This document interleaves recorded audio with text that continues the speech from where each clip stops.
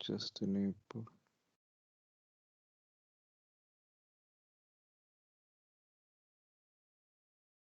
Can you see my screen? So let's yeah, last week I promised that we would go through the Nike business model. I understand many of you want to understand the Nike business model, so I thought maybe we'll just spend 10-15 minutes. But before we go to the business model, as I was always talking, you need to understand the founder before you understand the business model. That gives you the glimpse of what was the founder thinking when he started the company. I guess many of you like Nike. I know many of the kids wants to buy Nike and wear Nike. So do you all like Nike, or do you have the other preferences?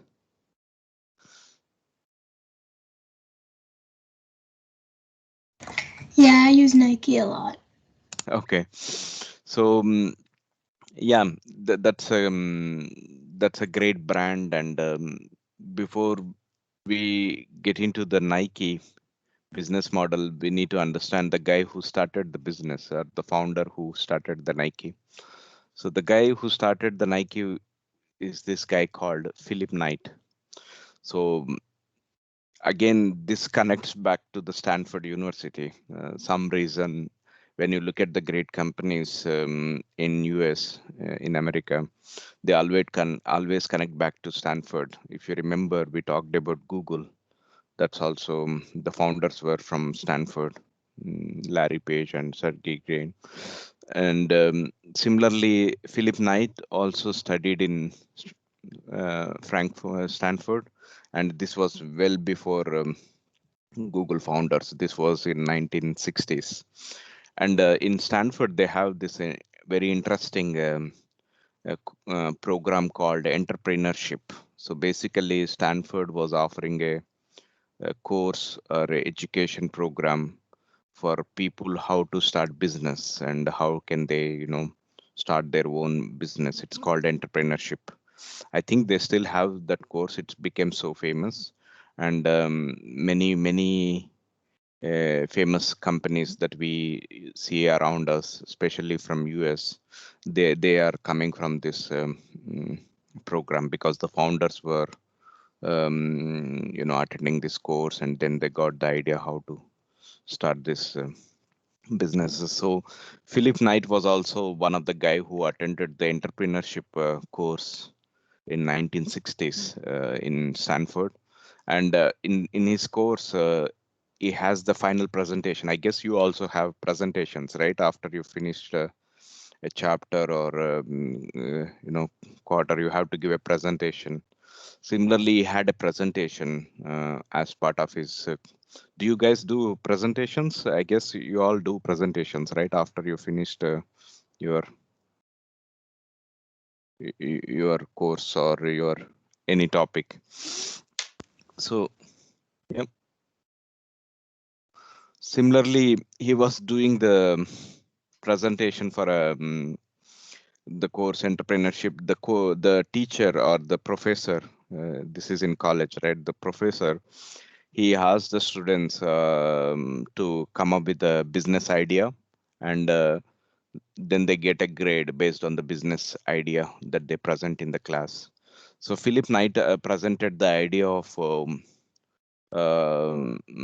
he presented the idea of uh, importing shoes from Japan instead of Germany. So now you need to go back to 1960 now. So let's go back, rewind back to 1960. In 1960, and before you go to 1960, let's go back to 1940.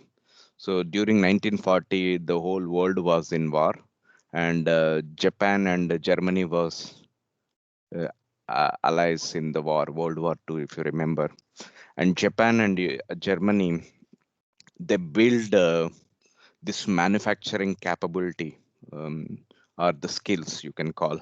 So Germany and Japan were manufacturing hubs. And now it's China, but this is 1940s, 30s, 40s. If you look, Germany and Japan, they were building missionaries, war weapons, aeroplanes, Enigma mission. I don't know if you remember this, we talked about. So these guys were sharing, they were friends. Japan and Germany were friends, and they were sharing technology, best practices, how to, manufacture something better and efficient. So now, after World War II, Japan and Germany had so many factories, with so many missionaries, so many, so much missions available, and then they thought of reusing it for different purpose. So now, after World War II, so instead of building weapons, they started building shoes, radios, whatever the world wanted. They want to build those such missionaries and export to the countries. So Germany was exporting shoes to US. So Adidas and Puma were the brands. So you would be surprised to know Adidas Puma was there even before Nike was founded. So they were very big companies before Nike was founded. So Adidas and Puma, they were from Germany, and they were exporting shoes to America. So what Philip Knight thought was, instead of importing, so now he's in US, so you need to think from the Philip Knight point of view. Instead of importing shoes from Germany, why can't I import shoes from Japan? Because remember, cars were imported to US in 1960s, ton load of cars, Toyota and this all different Honda motors and Honda cars are imported to US. So Philip Knight thought, okay, we are already importing cars. Why can't I import shoes from Japan? So that's what the thesis or the presentation he made to his class, and he convinced, or he showed a case that instead of importing shoes from Germany, Adidas and Puma, and they were big brands back then. He said that he would suggest to import shoes from Japan and branding his own shoes. So this is in his 2021-22 age. He presented this thesis, and then his professor liked this idea very much, and he gave him top grade A. And then he forgot about this idea for a year, and then after 1 year, then he went and he had some savings. He was also doing part-time job, and he had some savings, and then he went to visit Japan, and then started importing shoes from Japan, and then over the years he gave the name of Nike and the branding and etc. So this is how this guy Philip Knight started the business. When he started, he started for first Japan trip was $1,400, and he borrowed some money from his father. And first year he was already making $8,000 as a profit. So basically, what he was doing is he was importing shoes from Japan and reselling it in US. So that's what he was doing. So that's give him a kick. First 1 year with the borrowed money from his father, $1,400, he made a profit of $8,000. So this is 1960s. So if you add inflation from 1960s to present value, you may get at least 80 to $90,000.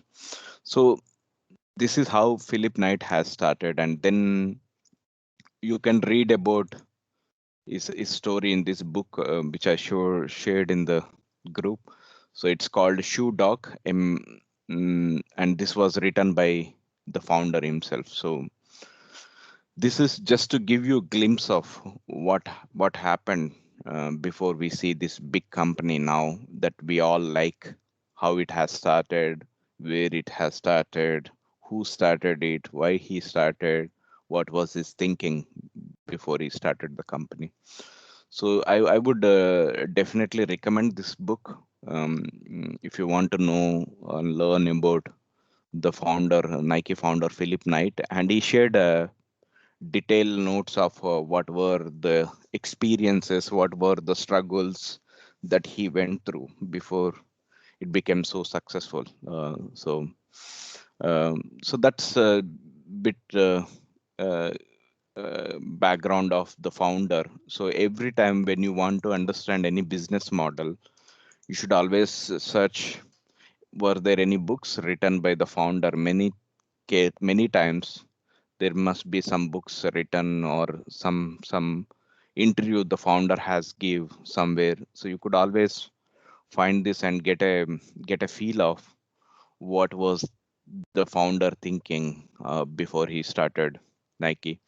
And the brand, the logo you see here, the right symbol, there was a very good anecdote in this book. He basically paid, I think, $30 for making this logo, and it was so successful logo. Now we all recognize this company with this logo, right symbol. And when this company Nike went for initial public offering, I guess you remember what is IPO. IPO is basically when they are expanding, they want to raise money from the public like you and me.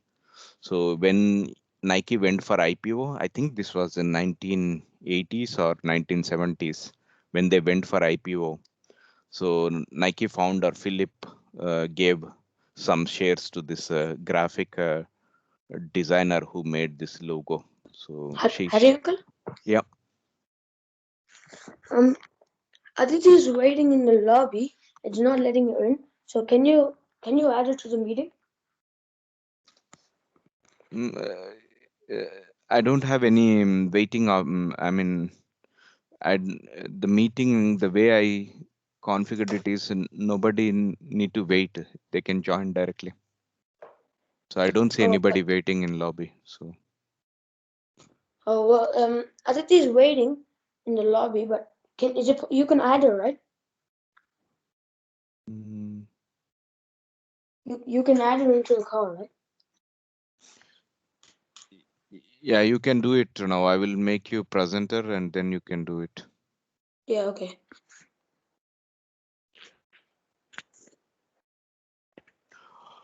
Okay, so let's just continue. So that's my suggestion for you when you want to understand any business models, to go and find if any books are written by the founder or any interviews that he gave. Any questions so far? Anything you want to ask about Nike before we jump into the business model?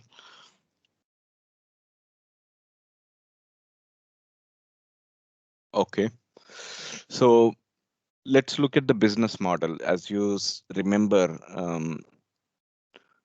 Nike founder, he went to Japan. So basically, he did not started his own shoe manufacturing plant in America. What he did was he imported the shoes from the Japan, and then he was reselling the shoes with the brand name. Same what Apple is doing now.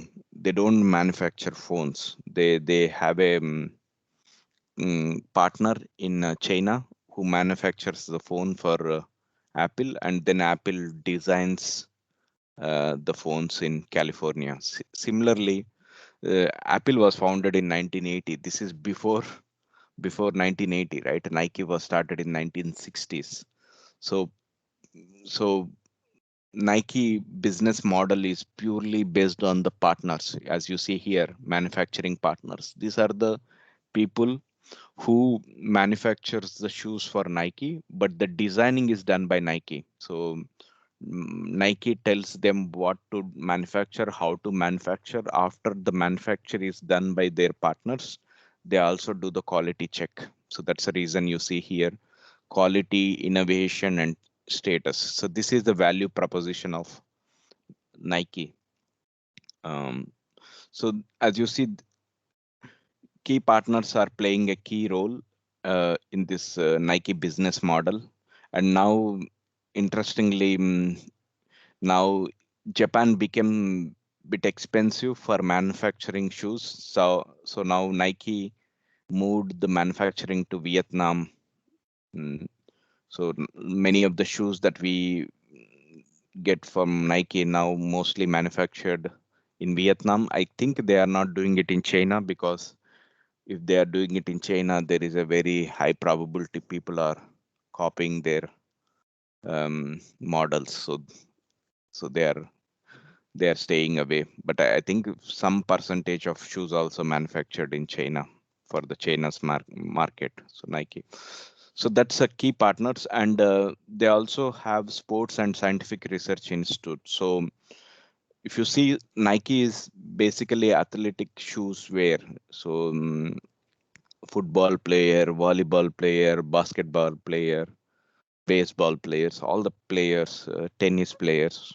So this is a sports shoes. So they Nike as a company, they collaborate with the scientific research of specific sports. How can we make runners a better runner? There must be some research happening in that area. So what Nike does is they go and collaborate with these people who are doing research in this area, and then they work with them closely to make a better shoes for runners. Similarly, for tennis players, football players, so they collaborate with the different scientific research institutes to make a better shoes for a given sport. So that's the reason these are the key partners for the Nike: manufacturing partners and sports and scientific research institutes. And then, as I was just explaining, key activities that Nike do is product design and development. So the product designed by Nike. So that's the core activities that Nike do. And when they design, they give the instructions to manufacturing partner to manufacture this shoe. And they develop the product with a collaboration with the scientific and sports research institutes. So that's how they come up with the new products and ideas by collaborating with this scientific and Nike, by the way, have their own scientific and research group. So they hired some couple of sports scientists, and they also work closely with Nike. So then they also have marketing. So marketing basically um, publicizing about shoes, Nike shoes. That's also one of the key activities of Nike. So if you remember, Nike imported shoes from Japan, and then they put a Nike brand on the shoes that came from Japan, and then they marketed it really well. It's very interesting story. The whole Nike marketing is unique in that sense, and people. People are from the beginning, Nike was associating their shoes with the famous sports people. So initially, when they were starting up, they were collaborating with the runners. So they were always showcasing the Nike shoes in terms of sports. So they picked up famous athletes, and they um, and then they've been marketing the shoes. So that's key activities and the key resources. As you know, Nike don't manufacture shoes, so they don't have any manufacturing plants. But the brand is one of the key resource. So they build this brand over many years, and the brand makes a key role for them in order to sell many shoes. And intellectual property, so they have a IP. So Adidas or Puma or any Chinese shoe manufacturing guys, they should not copy the Nike. Anybody can buy the Nike shoes and do the reverse engineering how they have manufactured it, and then build a copy of Nike shoes. The only way then Nike can protect such copycats is by having intellectual property. So basically, They have a IP. If somebody did such a copy, then they come after them with a law and they try to punish them. So that's also one of the key activities Nike does time to time to see if anybody copied their design or anybody reusing their logo to sell the shoes. So they try to go after them to not to get a duplicate or copycats in the market. So that's also one of the key resources. So with the intellectual properties. So now look at the cost structure, inventory and warehouse. So inventory is basically when they import shoes from Japan or Vietnam. What they do, they keep it in warehouse and they put it in the store. So before you go and buy a shoes, until then, the shoe traveled from Japan or Vietnam to US. In case of Europe, it's traveled to Europe, and then it sits in the inventory and warehouse. So Nike must be having a warehouses where they store the shoes before they are being distributed to the retailers. Exclusive showrooms, or you could also buy it in Fotex or Aldi or Lidl or Bilka, all these shops. So that's the inventory and warehouse. Nike must be having warehouses in Europe as well as in US where they store the shoes before they are being shipped to the retail shops. Before it comes to the shop, it goes through the warehouse. And to warehouse, how does it come? It comes through the ships, big containers.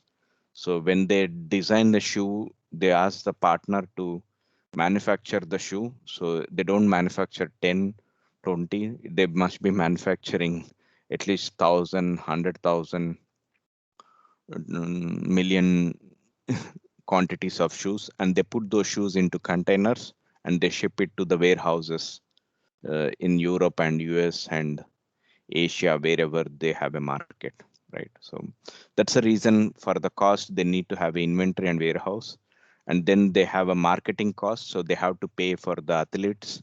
Michael Jordan is one of their brand ambassador, and they have many other brand ambassadors. All the famous sports people that they must be part of the Nike marketing campaign. That's the reason they wear Nike shoes and Nike brand. And then they need administrative. They need to pay for CEO. They need to pay for the accountant who is keeping track of the numbers. They have to pay for the employees who are part of the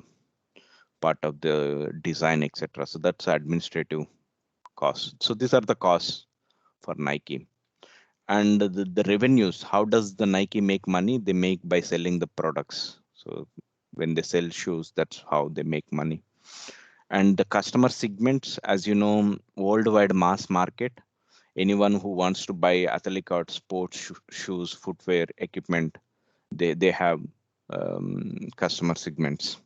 And they're not only into shoes, right? You could also see they also sell sports clothes, t-shirts and trousers, and they also sell caps and etc. So it's not just shoes. They have different segments, different products within the same. And how do they sell the shoes? They sell through the brick and mortar stores. Brick and mortar is nothing but a physical stores. When you go to a physical store, it's in a proper shop where you can go and park your car and visit the shop and choose the shoes you want to buy. So that's a typical. They have exclusive Nike showrooms, branded showrooms, or also through the partners like Fotex and Bilka and other people through which they sell. So that's one of the channels. The other channel is e-commerce, Amazon in India, Flipkart, and Costco, or all this um, um, e-commerce platforms that they sell through those platforms as well. And the customer relationship is basically you could register your own ID, Nike ID, and then you can raise concerns if you have a problems with the shoes. And it's a self-service. They do you could call them and then they would help you with the support required for a given product you purchase from Nike brand. And the end of the day, what is the value proposition they are giving? They're giving you quality, innovation, and status. In my view, apart from quality and it's more of status symbol, because it's a psychology. We will talk about psychology in the future. The way the big brands that are being built is based on our psychology, because we see many people are wearing Nike around us. We also fall into trap that we should also wear Nike, and we also ask for Nike. It's a kind of brand awareness. That's how the marketing guys build the brands, so that it becomes so famous that you can't literally avoid buying that, because your friends are buying Nike, your teachers, everybody around you, the sports that you are following, people are wearing Nike. So everywhere you see Nike, so you end up buying the Nike, and then you would recall this brand easily when you want to make a decision which shoes you want to buy. So that's But there I are would also say. other good brands. Sorry. There are also other good brands. Yeah, indeed. That there are quite a lot of other good brands, but people are falling for status, right? So we are all social animals. We are all humans. We have brain, and we have some emotions we want to associate with others.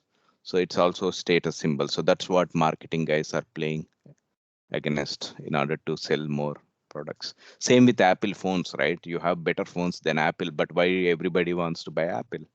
Just because of association. Everybody around you have Apple phone, so you want to have Apple phone.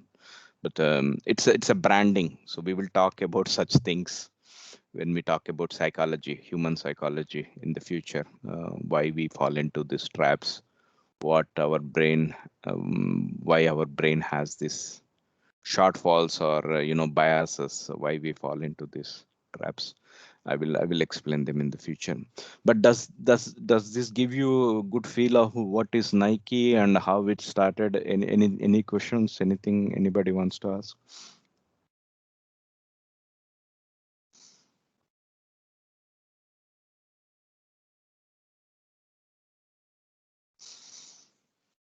Okay, good. Let's go.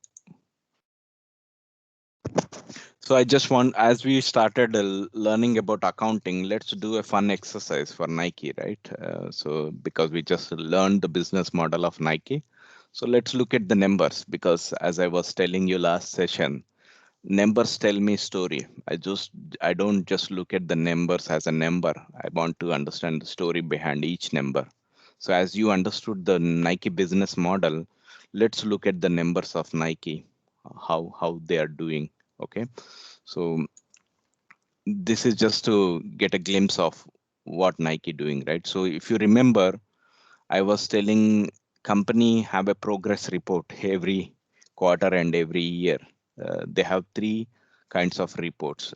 Income statement. Can you see my screen here? Income statement. So this is the accounting statements we talked last week. So now we are looking at an Nike, and this is the income statement. So this is a report about their income, how much money they made, how much profit they made for a given year. That's very important. This report is for a given year. Like, you get a progress report, right? Once you finished sixth grade, you get a report from your school saying that you did well in language, in maths, you are doing like this, so and so. Similarly, companies also have a progress report that they present every year and every quarter. So as you see here, annual means year, quarterly means every 3 months. Quarter is 3 months.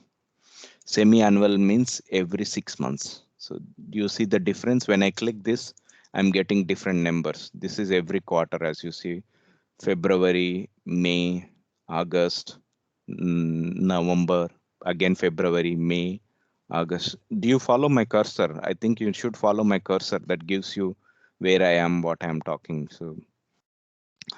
So if you look at, if I press annual, I get annual reports, annual progress report of Nike.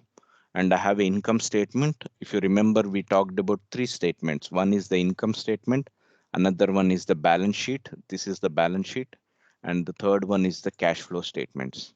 So these are the three statements that gives you the feel, like, if your mom or dad made a chicken biryani or biryani at home, smell is something you feel that, oh, it's tasty smell. Let me go and see what my dad or mom is cooking. And then when you look at the biryani, when you put it into mouth, you get a feel of whether it's tasty or it's spicy or it's similarly. When you want to get a feel of what is the company, how it is doing, what it is doing, you need to look at the income statement, balance sheet, and cash flow statements. So by learning accounting, you get the feel of how to look at the businesses. Similarly, by tasting, putting food into your mouth, your taste buds in your mouth gives you the taste of biryani, whatever you are tasting. Similarly, accounting helps us to get a feel of how businesses are doing. So that's the reason why we are learning accounting.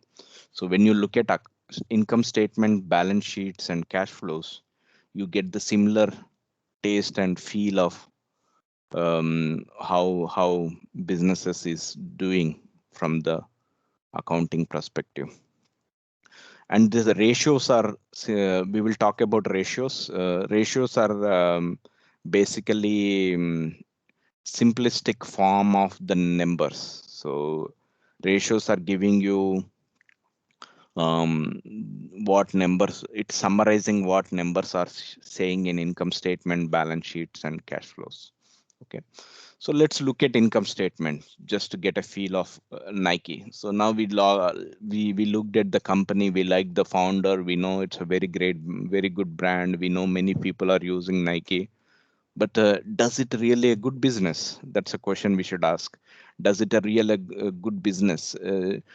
Great brand not necessary to be a great business until they make a good amount of money. So the angle we always need to look at is, we as an investor, so we want to invest in Nike and we want to make money out of the investment. So in order for us to say whether Nike is a good business or not good business from the investor point of view, we need to look at the numbers. Okay, so that's when you get the feel of, I mean, as a customer, that's a different feel, right? You are wearing a Nike brand, it's comfortable, that's a different, and you have a great association. You can show to your friends and family members that you have a Nike.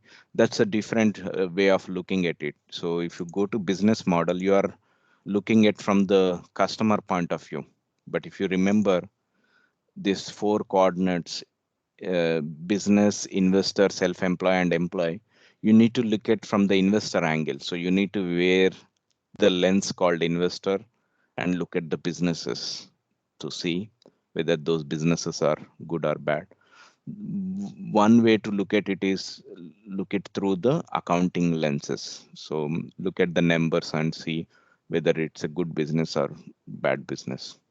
So let's go to Nike again. So I'm in income statement. So let me look at the revenues. Revenues are basically money Nike is making by selling shoes every year.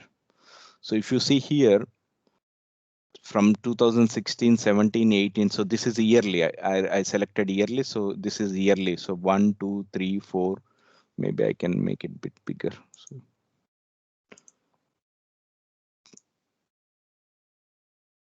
can you see here?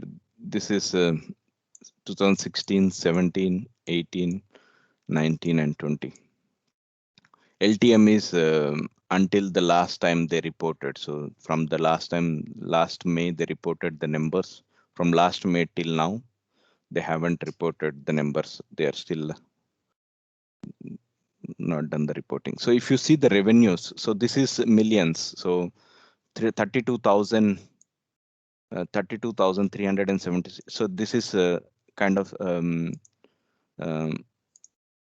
32 billion dollars revenue that they made, right? So this is 32 billion in 16, 34 billion in 17, 36 billion in 18, 39 billion in 19.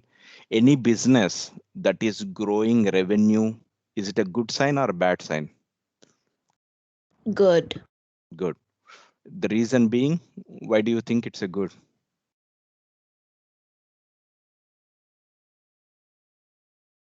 For example, you are an employee in a company, you have been making, let's say, 25,000 DKK per month, and your boss came to you and said, hey, you are a good team member in my team and you are a good contributor for my company. I want to increase your salary by 10% or 20%. So then all of a sudden, if it is 10%, 25,000, 10% is 2,500. So you would end up making 27,500. So in general, um, when you make more money, when the companies make more revenue, it's a good thing because they increase the revenue. They could sell more of their products. So similarly, in case of Nike, from 32 billion to 39 billion in 4 years, as you see, they were growing 5.8, 6.1, 6.0, 7.5 percentage every year. So that's a good sign. And cost of goods sold. So for the goods they are selling 32 billion, the cost they are spending is 17 billion. So 17 billion is what they are paying for their manufacturers and their sales team, marketing team, all the people. So then you have a gross profit of 14 billion. So after you paid back all your, if you see your partners, your manufacturing partners, so you have a 14 billion cash, and that gross profit also increasing. But now if you see here in 2020, they made a loss of 4.4%. So they reduced, as you see, they made 39 billion in 2019, whereas 2020 they made only 37 billion. What does it say, telling us? What does that means when they reduce the revenues? When it is increasing, it tells that people are buying more Nike shoes, Nike branded products. What does it says when it is reduced? Less people are buying it. Exactly. Less people are buying and they are not able to sell more than what they used to sell. So that's the reason they lost, around 4% of their revenue. This is the negative number. So in accounting, negative number is written in brackets like this. Okay. So positive numbers are written like this. Negative numbers are written when in accounting world, in numbers world, anything is written in brackets is treated as a negative number. Okay, so that's the reason you have a different color here, red color minus 4.4%. You can see that in the numbers, right? From 39 billion to 37 billion. If you do math, it would be 4.4 percentage reduction in their revenue. As you see, every number here in this income statement telling you a story. You need to understand that story. That's the beauty of accounting. So that's what we are going to learn in this sessions for at least 5 to 10 sessions to understand the numbers. So the number here, revenue growth, revenue numbers are telling me the story of how company is selling their products, how good they are in selling their products. Okay, and then this number here telling me how much gross profit they are making. Okay, so let's take a hypothetical scenario. If you have a, so here you have a gross margin of, see here, it also telling you. So in 2016, Nike had a gross margin of 42.2%. Okay, and as you see, the gross margins are dropping. As you see, from 16.46% to 17.44%, 18.43%, then 19, and then so overall they lost 2% of gross margins. What does it telling us when they lost gross margin? That means they're spending more on costs of goods sold. It could be marketing or it could be a raw material that are being used for. So maybe my manufacturing partners increase the prices of the goods, but I can't pass those prices to my customer. Then what happens? I need to compromise on my gross margins. Do you understand this logic? So gross gross margins also telling us a story that Nike is paying more for their partners and their marketing advertisements, and they are making less in the profit. So that's as you can see from 2016 they had 46%, and now it's been reduced to 44, and in 2020 43. So it's even gone further down, 3% reduction in gross margins from 16 to 20. The reason for reduction of gross margin could be multiple reasons. One reason could be that your marketing expenses gone up because you want to create a brand awareness in the market, so you are spending more money. You're probably paying more to Virat Kohli or Messi football player, so and so. The other reason could be Nike manufacturing partners. They're demanding more money for the shoes that they are manufacturing because of the raw materials that go into the manufacturing of shoes has been increased, etc. The other reason could be that there is a heavy competition in the market. Maybe Adidas and Puma are also aggressive, and they want to push mm, Nike. They want to get Nike market share. They want to. So it's not just Nike who are selling shoes, right? If you go to the market, there are many people who are selling shoes apart from Nike.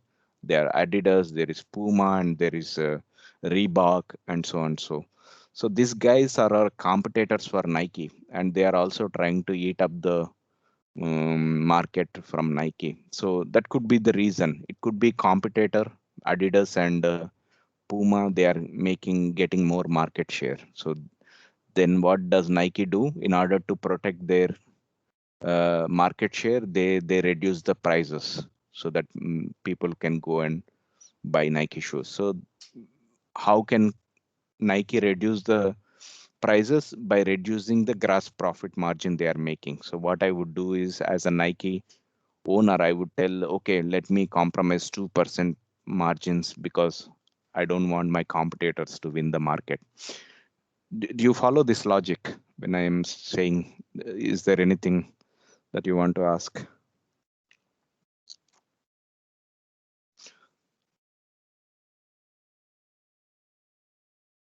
Any questions?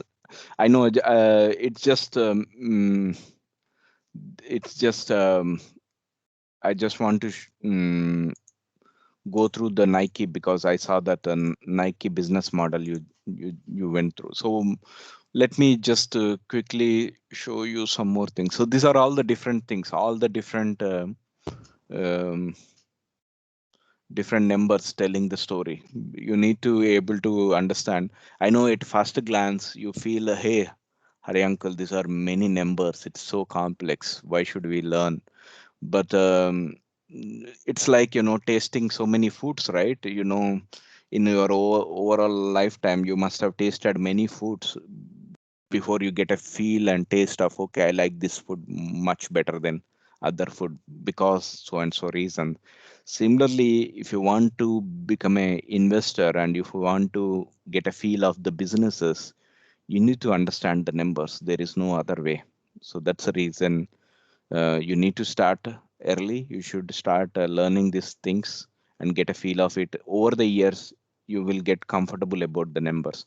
The good thing is, once you learn this, all the businesses in the world talk the same language. If you remember, I told the language of businesses is accounting. Similar, in real life we don't have same language, right? If you go to Germany, they talk German. If you go to France, they talk French, so and so. But the good thing in business is everybody talks the same language called accounting, and it doesn't matter which businesses you are looking at. So that's a advantage in the long run when you understand this. Any questions before we close here? I just want to show you the different statements we talked about and how the companies present those progress reports every year, quarterly and semi-annually. No? Okay. So let's go to accounting part.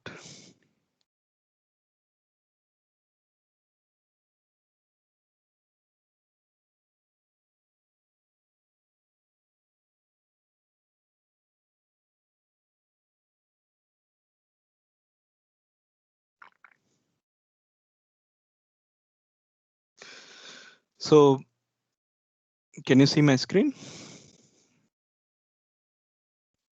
Yes. Yeah. So companies, businesses, you could also say businesses, right? So we use multiple names. So companies yearly progress report. So as we looked at the Nike, similarly, every company in the world uh, uh, have the progress reports, and those progress reports comes in three formats. One is the balance sheet, second one is the income statement, third one is the cash flow statements. Okay, so what does the balance sheet tells us? Balance sheet basically tells us what are it summarizes what farm is nothing but a business. It's a different names, synonyms for the same. So it could be, you can call it as a company, business, or a farm. It's the same thing. Okay, so what does balance sheet tells me? When I look at Nike or any other business balance sheet, what does it tells me? It tells me what company owns and what company owes is something you are owing somebody something, right? That's what my balance sheet tells me. So my balance sheet tells me what is company owning, what is company owes. So for example, I took a loan for building a plant to manufacture a shoe in Vietnam. I'm just taking an example of Nike. So the loan amount that I borrowed from the bank, that's, let's say if I borrowed 200 million, so this 200 million is my borrowed. I own this money to bank.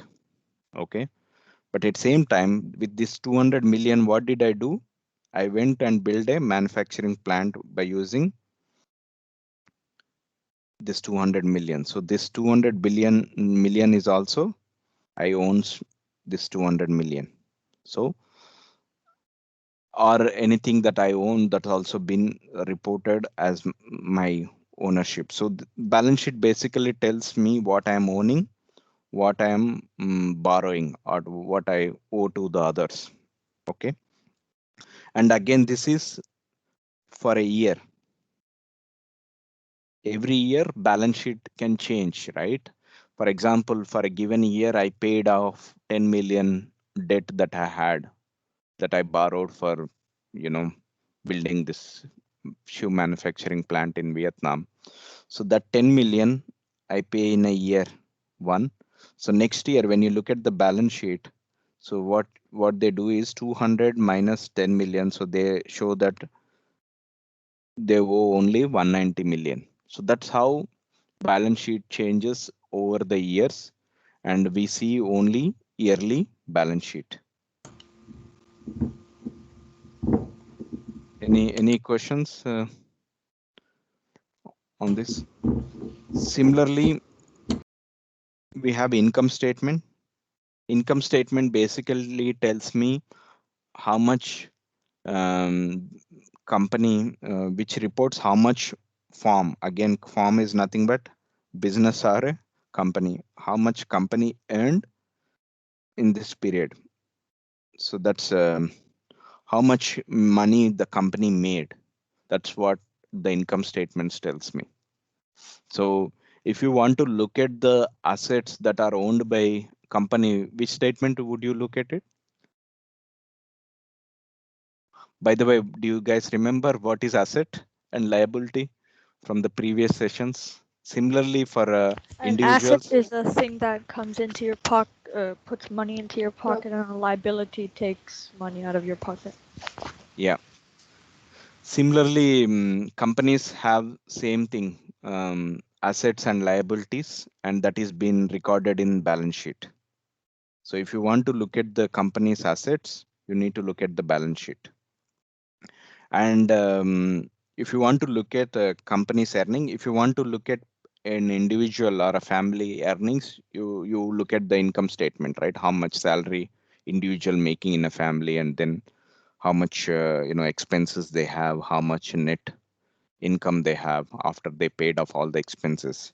Similarly, for the companies, you look at the income statement to understand how much money they made in a given year. Okay. So this is the income statement that tells how much they earned for a given year. Again, this is yearly. They report this in yearly, and they also report it in quarterly. So if you want to know quarterly, half yearly also, that's possible, as you saw that I've showed in this Nike example. And then the last statement we have is the cash flow statement. What does cash flow statement tells me? It tells me cash inflows, cash outflows. It's a kind of input output for a form in input and output. I guess you understand when I say input output, right? For computers, keyboard is an input. When you are using computer, keyboard is an input. Output is your speaker. Something, playing music is an output device. Similarly, I guess you understand the concept of input and output, right? So similarly, for a company, cash inflows is an input and cash outflows is an output. Okay, let me give an example. So if you see here, last week we saw owners putting money into giving cash to company. So that's an input, right? Before you start a company, what you do, you put a money. If you remember, in case of HDFC Bank, owner put 200 million Danish krone into bank. What does the bank did with that money? They went and opened branch with 10 million. So that's an input. So where do you see um, if the company raised any money or if they raised borrowed any money? You see that in the cash flow statements in terms of cash inflow. What is cash outflow? Cash outflow is basically a debt or whatever the money you borrowed, you paid back. For example, in case of Nike example here, in first year they paid 10 million back. So that will show up in your outflow statement of cash flow, saying that I paid 10 million for my loan that I borrowed. So that's an outflow. So that's an output for a company. Okay. And it's also a dividend. Do you okay, I don't know if I told this. Dividend is also an output. Dividend is nothing but an earning on the share that you are owning. If you remember I don't know if I covered. Do you remember hearing this word dividend before? No, I guess no. Dividend is basically if you own a tiny percentage of share in a company, if company thinks that they don't, whatever the money, let's say company made 100 crore profit, okay, and this 100 crore profit, they can distribute this profit to shareholders. For example, in this company, there are 100 shares. Just take an example, there are 100 shares in this company.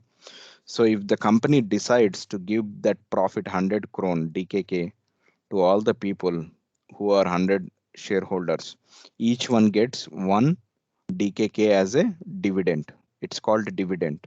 So when company is distributing the money, what they made in the profit loss statement, in this profit income statement, it's called a dividend. So company can also give a dividend to a shareholders. It's called the output. They are giving the money to shareholders. So basically, cash flow statements gives you the feel of how much money the company raised, how much debt the company raised from the bank, how much money they paid back to the bank, how much money they paid back to the investors or the owners of the company. Are you getting the feel of this different statements? What are these different? So basically, three statements are giving me three different stories. Balance sheet statement is telling me the story about what company owns, what company owes. And the income statement is telling me about the story of how many goods the company has sold, how much money they earned, and how much profit they made for a given year. That's what the income statement's telling me. And the cash flow statement is telling me how much cash the company has raised in a given year and how much cash they paid back to the debt holders or the owners in terms of dividends. So these are the different stories that I'm getting from these three different statements, progress reports that the companies are producing every year. Are you getting feel of what is this different statements? Any questions, or is it too complicated for you?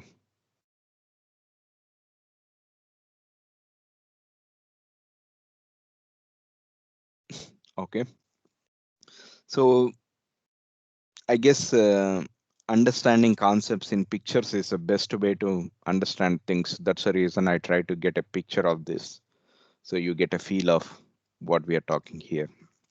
So if you remember last week, we talked about, so this is a, you can call it a money flow mission inside the business, how money flows within the business. So here you can take an example of, here the flow, owner put the money into, he gave a cash to the business to do something with the cash. In case of HDFC Bank or in case of Nike, their owners put a $100 million to start a new manufacturing plant in Vietnam. Okay, so that's the money. So this is 100 million, for example. Okay, USD. So that money gone to whom? To a suppliers. Suppliers are nothing but people who builds the factory for us. You need to build a foundation, you need to build a roof, and then you need to install the equipment inside the factory. These are the suppliers. And then it also goes to employees, because you need to pay for employees. And it also, and then from the suppliers it goes to raw material. So suppliers need a raw material to build a factory, and this is working in progress. So, and then this is the finished goods. So as you see, all these are representing balance sheet.